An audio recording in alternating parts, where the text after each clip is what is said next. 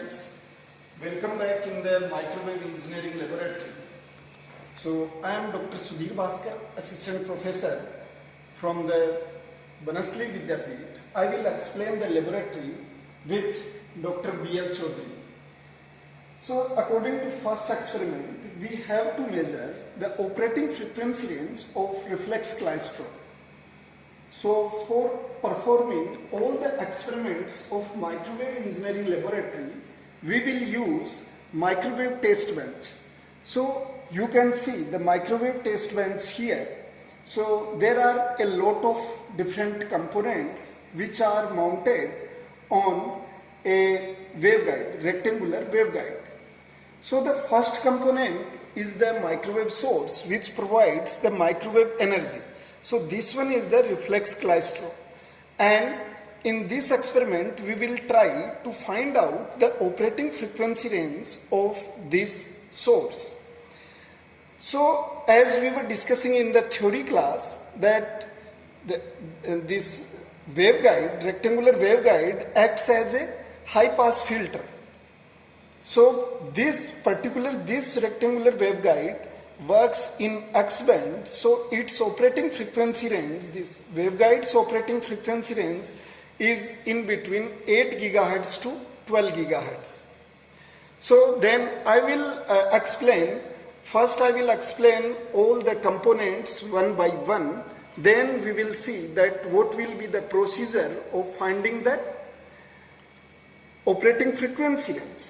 So the first component is the reflex klystron, and that is mounted on rectangular waveguide, and the very first end, so at the end of this waveguide, this one is the variable sort. So by that variable sort, one can move the sorting position inside the waveguide.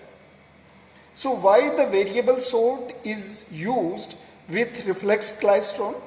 It is used to optimizing the output power at the end.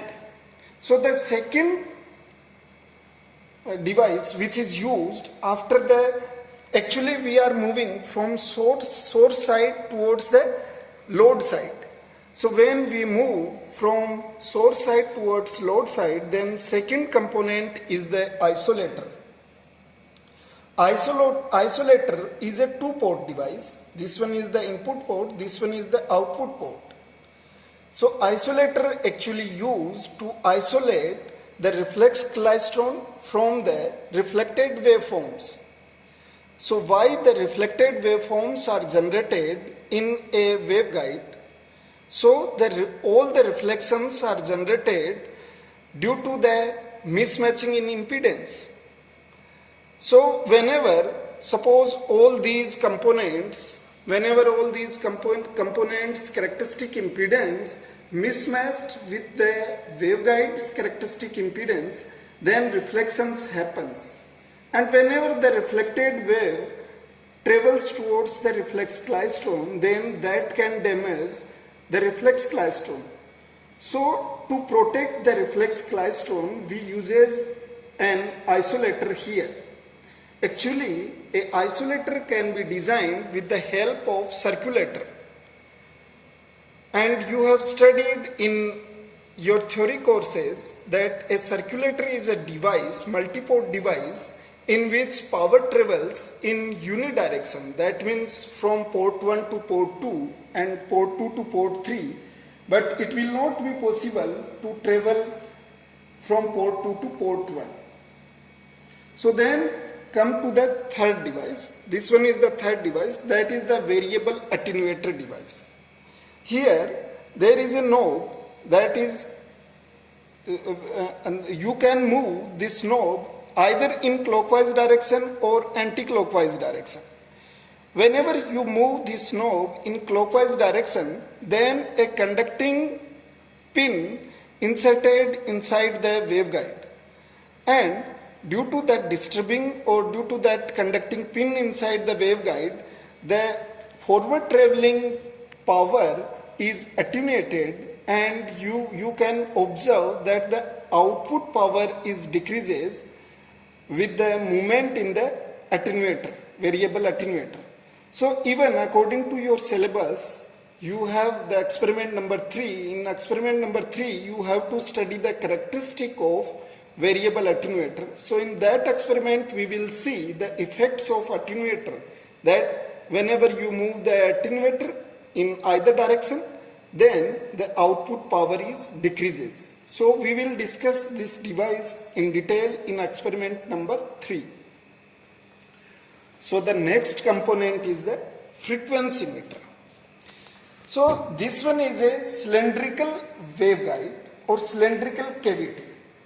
So even you can see that I am able to rotate this cylindrical cavity in both the direction, either in clockwise direction or anti-clockwise direction. Like now I am rotating this one in clockwise direction. So whenever I am rotating this device in clockwise direction, then these two parallel lines are shifting upward direction. These two parallel, the horizontal parallel lines shifting upwardly whenever I rotate it in clockwise direction, and vice versa. That means now I am rotating this device in anti-clockwise direction. Then what's happening? That these two horizontal parallel lines are moving downwardly. So whenever you have to measure, suppose you want to measure frequency at this position, then you have to measure, you have to note the frequency in between these two horizontal lines, and the point should be matched with that vertical line. So wherever that vertical line cuts this horizontal line, so at that point you have to measure the frequency. So this component is actually will used in today's experiment. So actually this frequency meter is a resonating cavity structure.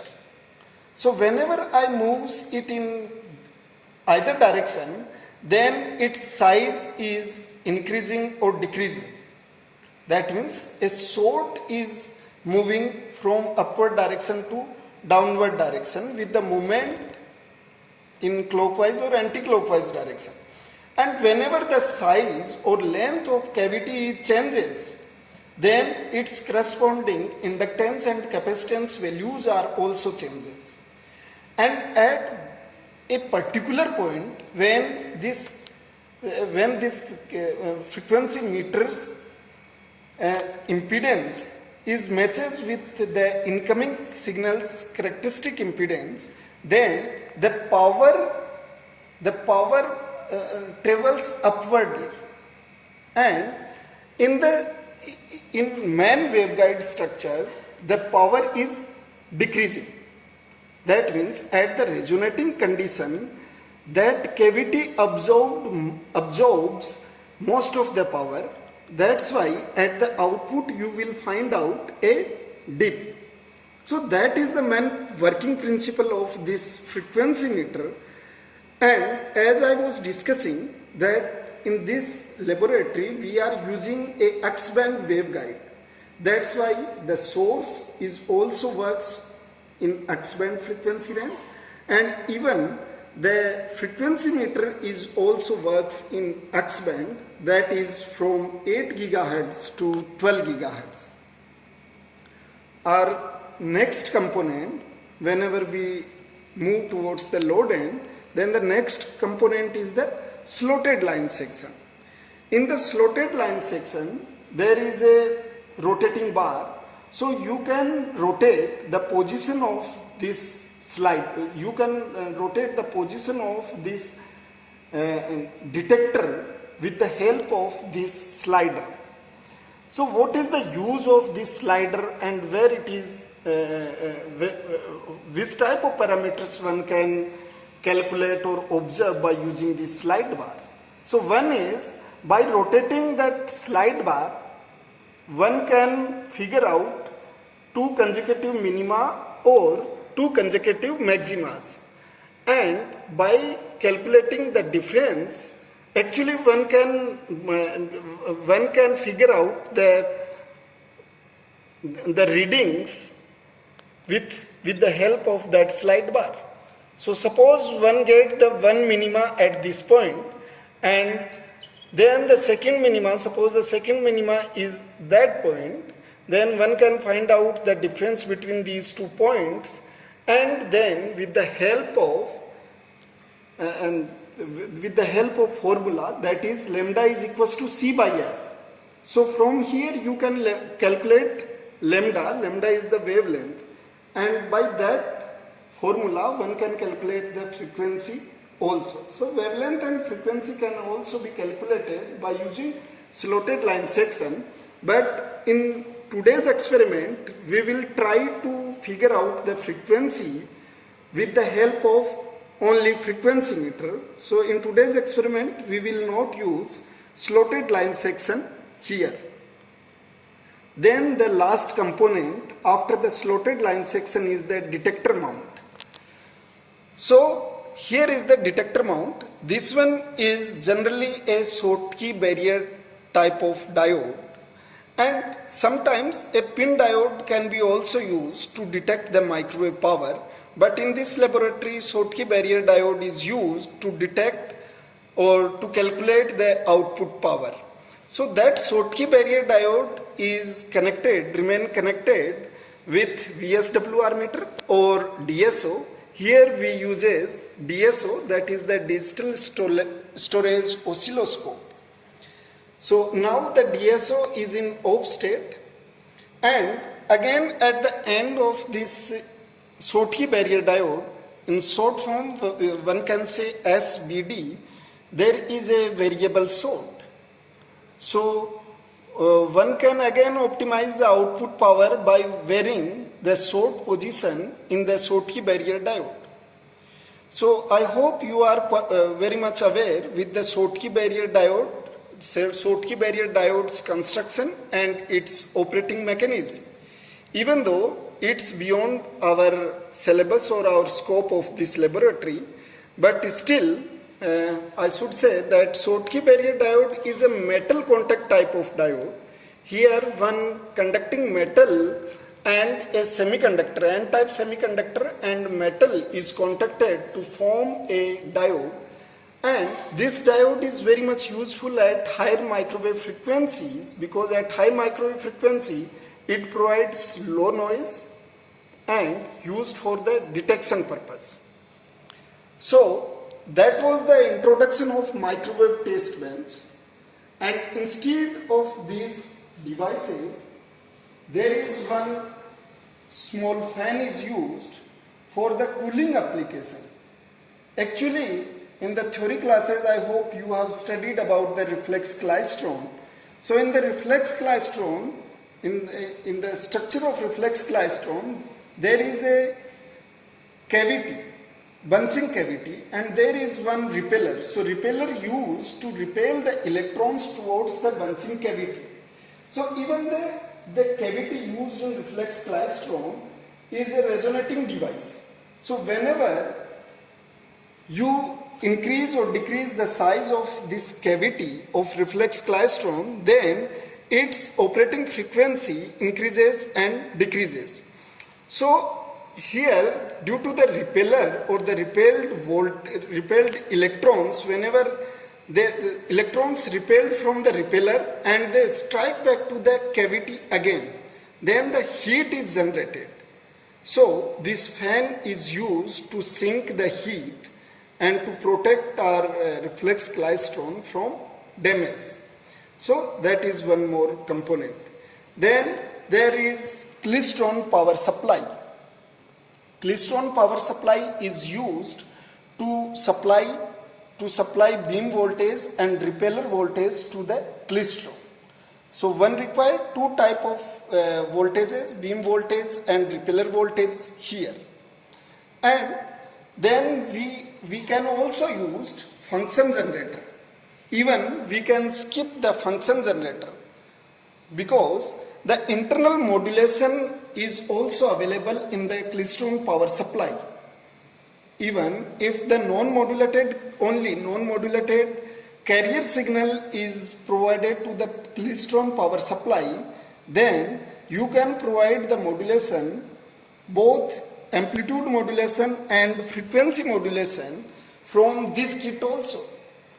But we have function generator with us, so we are providing the modulated signal with the help of function generator. So first of all, you should carry two precautions before starting this experiment. First thing, the beam voltage should be minimum at the starting position, and the repeller voltage should be maximum before starting power supply. So why the repeller voltage should be maximum? Because the maximum voltage is required to repel all the electrons from the repeller side, and beam voltage should be minimum at the starting point to keep our reflex klystron from damaging condition. So here in this function generator, we provided a square wave signal with the frequency of 1 kilohertz.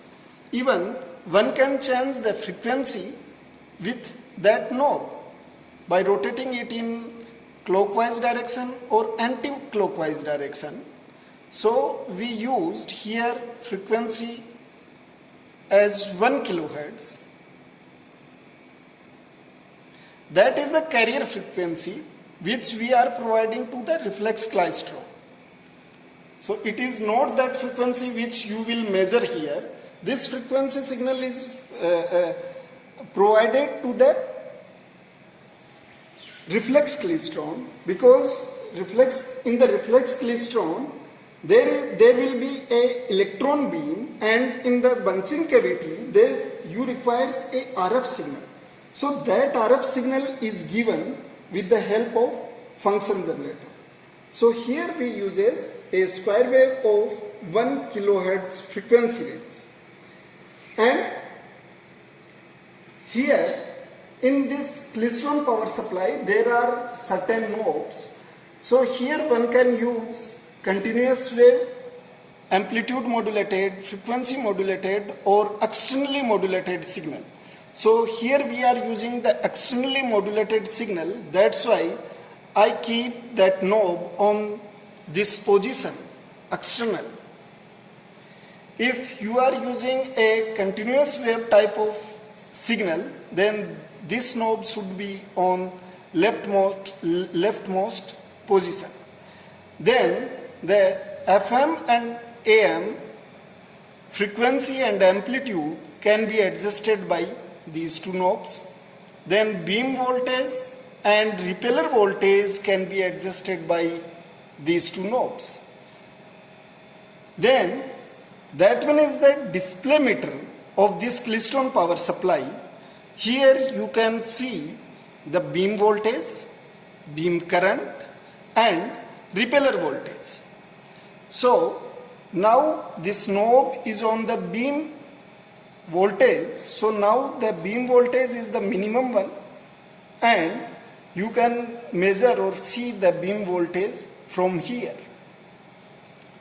So now what we will do, actually we will optimize the power supply.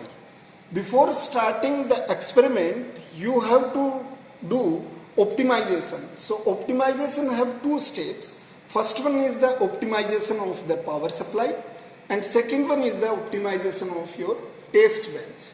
So in the optimization of power supply, first of all you have to increase the beam voltage. So by rotating this beam voltage knob in clockwise direction, one can increase the beam voltage. So you can put the beam voltage in the range of 220 to 230 volt.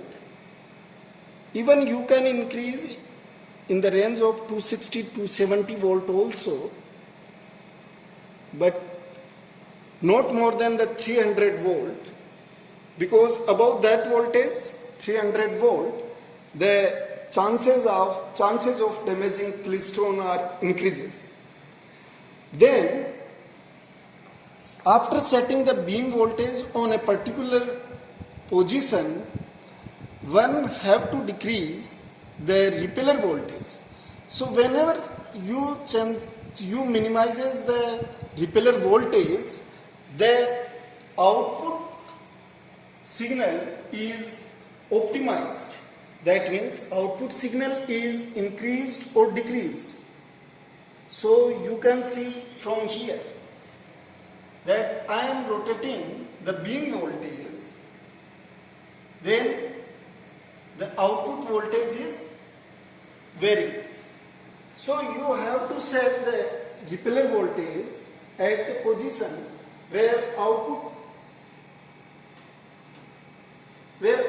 voltage is maximized.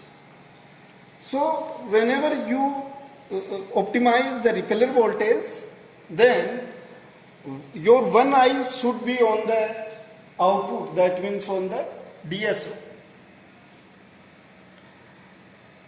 So that is the optimization of the power supply. Then second one is the optimization of the test bench. So in the optimization of test bench, when there are two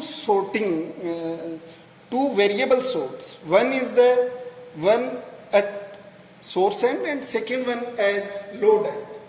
So you have to vary the position of variable sorts to optimize the output voltage. But here in this test bench, the variable sorts are already optimized. So I will not optimize again. Like you can see that when I am moving this variable sort, then the output is decreasing. So why the output is decreasing? Because the reflections from this output, because the length is increased or decreased with the movement in the variable sort. And you know very well that the phase of a waveform depends on the traveled length. So you have to optimize the length by varying that variable sorts.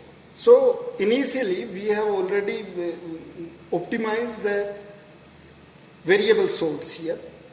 Then the component attenuator. Again, whenever you will move the attenuator inside direction, then the wave will be attenuated. So one have to keep this attenuator fully open condition, so attenuation should be minimized and the output should be maximized. So then this component is the frequency meter. So as we were discussing that by rotating the frequency meter in clockwise or anti-clockwise direction, one can change the resonating frequency of the frequency meter as well as the resonating frequency of reflex klystron. So now what I will do, I will rotate this frequency meter in one direction, and with the rotation of that frequency meter, the length of this cavity is increasing or decreasing. That's why its inductance and capacitance values are changing. And whenever the inductance and capacitance values will be matched with the waveguide or the incoming signal, then it will absorb all the power, and at the output you will get very low power. So now at this point power is decreasing.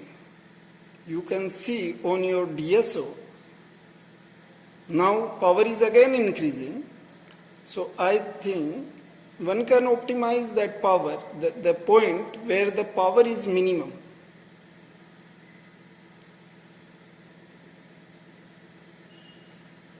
So I think this point.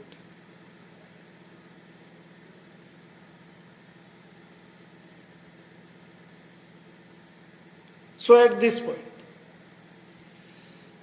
point, the resonating frequency of this cavity or frequency meter is matched with the resonating frequency of reflex klystron. That's why maximum incoming signal is stored in the cavity, and that's why you got the minimum output at the load end. So one can find out the resultant of frequency from this frequency meter. So you have to measure the frequency in between these two horizontal lines. So wherever these horizontal lines cut the vertical line, that will be your resonating frequency of reflex klystron. So surely it is in between 8.88 to 8.9. So roughly one can say 8.885, 8.888. It can be written as roughly 8.888, and frequency range will be gigahertz.